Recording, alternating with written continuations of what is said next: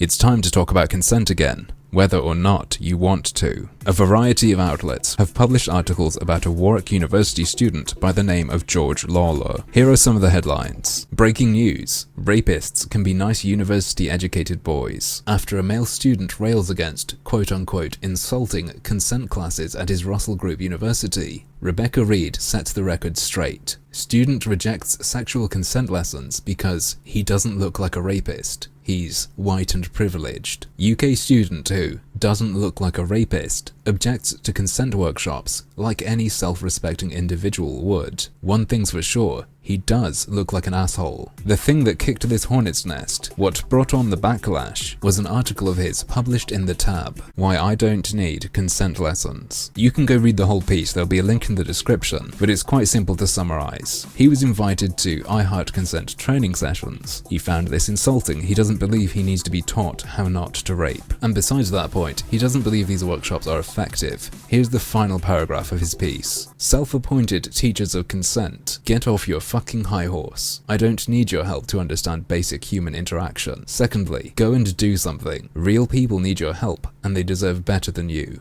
Next time you consider inviting me or anyone else to another bullshit event like this, have a little respect for the intelligence and decency of your peers. You might find that's a more effective solution than accusing them of being vile rapists in waiting who can only be taught otherwise by a smug, righteous, self-congratulatory intervention. Needless to say, his campus's women's officer was less than pleased, and she decided to write a response, which was also published in The Tab. Her article is called Why Consent Workshops Are a Necessity, and you can find a link to it in the description of this video. The highlight of her article is probably the photo of her holding up a sign. As you can see, the first student's accusation of smugness is completely ridiculous. In seriousness though, most of the article is just saying, actually, my workshop is good because this statistic, that statistic, and sports teams singing offensive songs. I will give her something though. The guy included a picture of himself holding up a sign, and the caption underneath said, "Do I really look like a rapist?" The people criticizing that and saying, well, you can't tell by looking at someone. They're right. I think I know what point he meant to get across, but I have to agree he did it poorly. Having said that though,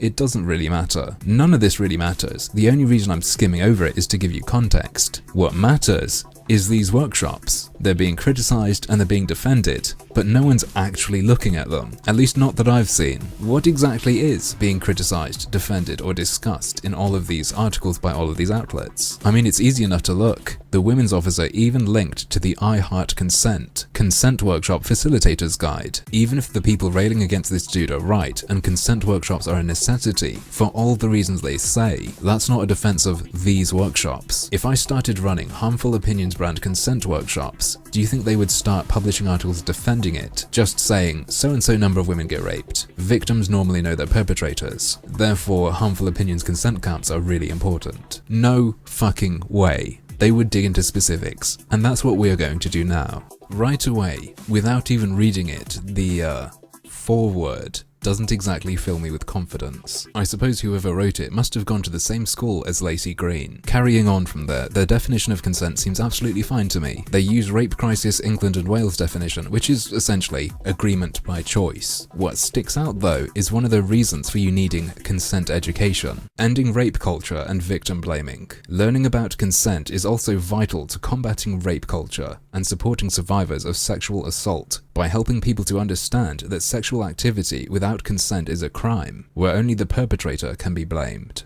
Rape culture is a term used to define a culture in which sexual abuse is condoned and normalized through societal attitudes, images, and practices. Common examples include casual references to rape or attempted rape in song lyrics, jokes and banter about rape, and victim blaming. Part of the aim of the workshop is to end rape culture. Rape culture includes jokes, banter, and certain lyrics. They just cannot resist, can they? This is a guide to running workshops on consent for the purpose of getting rid of jokes. And when I finish reading this paragraph, you'll see that they do exactly the same thing they always do. Victim blaming occurs when responsibility and blame is placed on the victim instead of the perpetrator. These attitudes and myths can be seen in views such as women provoke sexual assault by the way they dress and act, and if the victim victim didn't scream, it wasn't rape. This can have a negative impact on victims who want to seek help due to fears of being judged and blamed for their experience. No, please, just mash all that shit together. Jokes about rape, like the introduction to this video, and believing women deserve to get raped based on how they dress. Same thing, it's all just rape culture. And in the guide, this is Consent 101. Needing to work toward ending rape jokes and sketchy song lyrics is part of the foundation of consent. Fuck me. But I guess it goes to show that all these people are right. Everyone does need re-education to understand consent this way. There is of course an entire page on how to utilize trigger warnings. Here's their example on how to do one. This is a trigger warning for the next section of this workshop, where we will be talking about rape myths for 20 minutes. Does it really take that long to say 1 in 5? If, right now or at any time, you feel uncomfortable or upset by what we are about to discuss, please feel free to momentarily leave the space. I gotta be straight with you,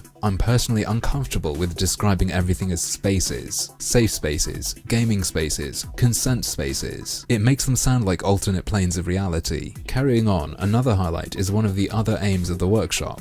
Challenging perceptions. One aim of the workshop is to rectify problematic perspectives of consent. In order to do this, we need to challenge common myths about consent and rape culture. It is important to talk about and challenge misconceptions to enhance participants' understanding. They list a few methods of doing this, and the key one, I think, is confrontation. Occasionally, when a participant firmly holds a highly problematic view, you may have to talk to the individual outside the space or during the break to confront their views. If someone isn't going along with your consent education, isolate and pressure them into doing what you want. As far as I'm concerned, that's a rape joke. There are a few more weird things in there, like suggesting that students make pledges to tell more people that clothing is not linked to consent. I can't even imagine that happening. Hey, nice shirt. I really like it, but don't worry, I understand that that doesn't mean I'm allowed to rape you. As I was saying, there is some more stuff in there, but I think I've shown you enough. You've seen the highlights, and I have to agree with that George guy. This is insulting. Not to him, because he was invited. Just in general. You know.